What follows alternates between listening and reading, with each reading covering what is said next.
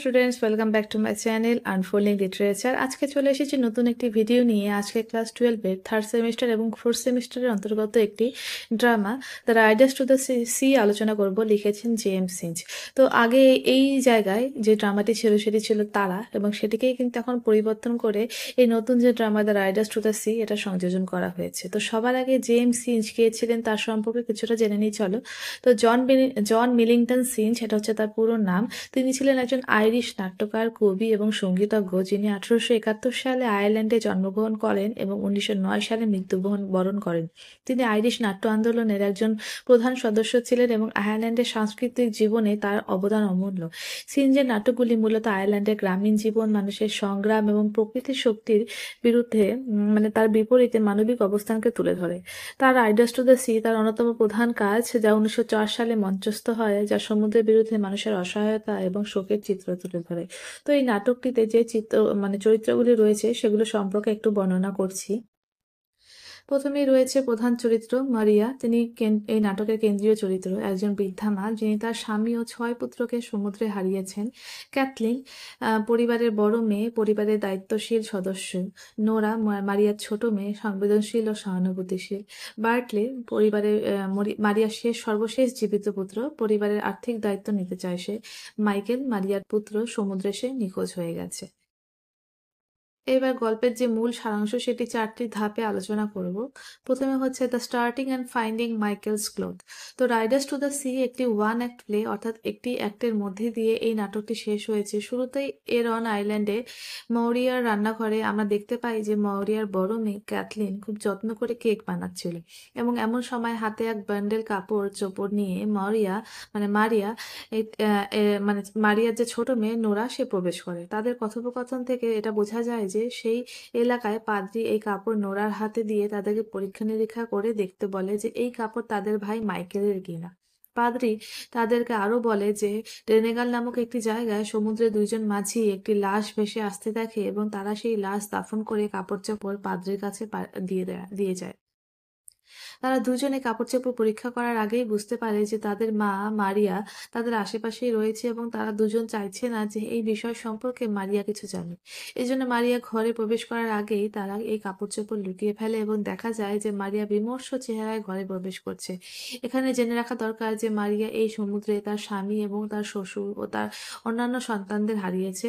এখন তার আরেকটি পুত্র মাইকেলকেও সমুদ্রে খুঁজে পাওয়া যাচ্ছে না। তো এরপরেই রয়েছে আরেকটি স্টেপ, সেখানে হচ্ছে বার্টলেস জার্নি টু গালওয়ে ফেয়ার। এ সময় ঘরের ভেতরে মারিয়া তার সর্বশেষ জীবিত পুত্র বার্টলে প্রবেশ করে। এখানে দেখা গেল যে বার্টলে নিজেও সমুদ্রে যাওয়ার জন্য প্রস্তুতি গ্রহণ করছে, কারণ সে পরিবারের জন্য ইনকাম করতে চায়। তাদের গ্রাম থেকে অদূরে গলওয়ে ফেয়ারে যাবে সে তার ঘোড়া দুটা সেখানে বিক্রি করার জন্য, এবং একটি ঘোড়ার নাম রেডমিয়ার, আরেকটির নাম গ্রে পনি। বার্টলি যেতে চাইলেও মারিয়া কিন্তু বার্টলিকে যেতে দিতে চাইছিল না, কারণ ইতিমধ্যে তার আরও একটি পুত্র সন্তান মাইকেলকে সমুদ্রে কোনোভাবে খুঁজে পাওয়া যাচ্ছিল না। মারিয়া বাটলেকে বারবার বলছিল যে এখন আবহাওয়া খারাপ এবং সমুদ্রে ঝড় উঠতে পারে, তাই বাটলির মেলায় যাওয়া কোনোভাবেই উচিত হবে না। কিন্তু বাটলি ভাবছিল যে তাকে মেলায় যেতেই হবে, কারণ যদি সে এই ঘোড়া দুটা মেলায় বিক্রি করতে না পারে তাহলে তাদের পরিবারের অনেক কঠিন অবস্থার মধ্যে দিয়ে যেতে হবে। সুতরাং এখানে আমরা বার্টলের পরিবারের প্রতি যে দায়িত্বশীল তার একটা ভালো ধারণা পাই। যদিও মারিয়া বার্টলেকে বারবার যেতে নিষেধ করছিল, কিন্তু বার্টলে কোনোভাবেই তার মায়ের কথায় রাজি হচ্ছিল না, এবং যে কোনো মূল্যে সে মেলায় যেতে চায়। যখন মারিয়া বুঝতে পারে যে বার্টলেকে আর আটকানো যাবে না, তখন সে বলে ফেললো যে এটাই হয়তো বার্টলের সাথে তাদের শেষ দেখা। এই কথা শুনে ক্যাথলিন তার মাকে অনেক বকাঝকা করলো, কারণ এরন আইল্যান্ডের নীতি অনুযায়ী সেখানকার কোনো মানুষকে যদি যাত্রা শুরুর সময় অভিশাপ বা বিপজ্জনক কোনো কিছু কথা বলা যায় তাহলে সেটা তার জন্য খারাপ পরিস্থিতি ডেকে নিয়ে আসে। এরপরে যে third part, being sure about Michael's death by the clothes. তো ক্যাথলিন কেক বানাচ্ছিল, কিন্তু তার মায়ের সাথে তর্কের সময় যে তার ভাই বার্টলেকে কেক দিতে ভুলে গিয়েছিল। পরে সে মাকে বলে যে তুমি এই কেক নিয়ে যাও, বার্টলেকে কেক দিয়ে তাকে আশীর্বাদ করে আসো। এরপর মারিয়া সেখান থেকে বের হয়ে যাওয়ার পর ক্যাথলিন এবং নোরা দুজনে মিলে সেই কাপড় চোপড় বের করলো এবং পরীক্ষা করে দেখার জন্য সেই কাপড় মাইকেলের কিনা। তো তারা এই কাপড় পরীক্ষা করে দেখতে পেল যে সেখানে সেলাই করা, এবং সেলাই ভালোভাবে দেখে নোরা বুঝতে পারলো যে এই কাপড় তার ভাই মাইকেলের, কারণ সে নিজে হাতে কাপড় সেলাই করে দিয়েছে। এর মধ্যে মারিয়া আবারও এই সিনে প্রবেশ করলো, কিন্তু সে কেক বার্টলেকে দিতে পারেনি। বরং মারিয়া এসে তার দুই কন্যার কাছে বলতে লাগলো যে সে যখন কেক দিতে গিয়েছিল তখন সমুদ্রের ধারে দেখলো বার্টলে রেড মিয়ারের ওপর বসে মাইকেলের পেছন পেছন ধাওয়া করছে এবং মাইকেল গ্রে পনির ওপর বসে সামনের দিকে এগিয়ে যাচ্ছে। যেহেতু মাইকেল মৃত ছিল এবং তারা সেই খবর মারিয়াকে দিয়ে দিল, ক্যাথলিন এবং নোরা মারিয়াকে বলল যে মাইকেলের ডেড বডি খুঁজে পাওয়া গেছে এবং তাকে সমাধিস্থ করা হয়েছে। তো এরপরে যে চতুর্থ সিন, মারিয়াস ডেসপেয়ার আর বার্লেস ডেথ। যেহেতু মারিয়া মাইকেলকে দেখেছিল, এটা একটা সুপারন্যাচারাল ঘটনা ছিল, কারণ মাইকেল তখন মৃত। আইল্যান্ডের রীতিনীতি অনুযায়ী এই ঘটনা খারাপ কিছু বয়ে আনে, অর্থাৎ এটাই নির্দিষ্ট করছে যে সামনে হয়তো বার্টলে মারা যাবে। এটাই ছিল মারিয়ার হ্যালুসিনেশন।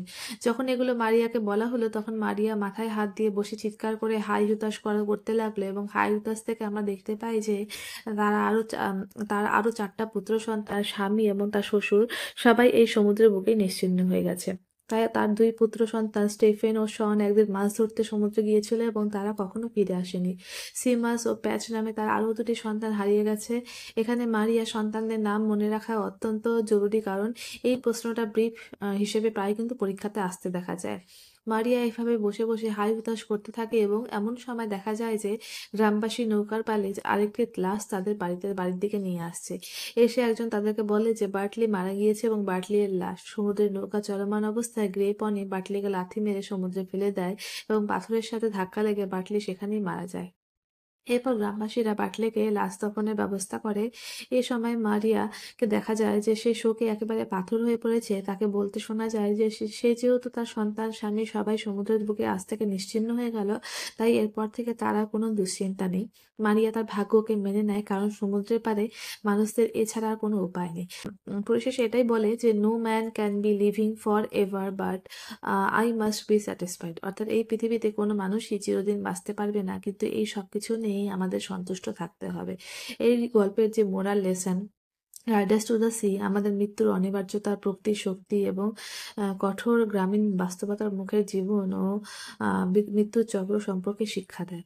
আশা করি এই যে ড্রামাটি রয়েছে সেটা তোমাদের বোঝাতে পারলাম। ভালো লাগলে অবশ্যই লাইক অ্যান্ড কমেন্ট করবে এবং এরকম আরও যদি ভিডিও পেতে চাও তাহলে চ্যানেলটিকে সাবস্ক্রাইব করবে এবং পাশে থাকা বেল আইকনটি প্রেস করবে। Thank you so much.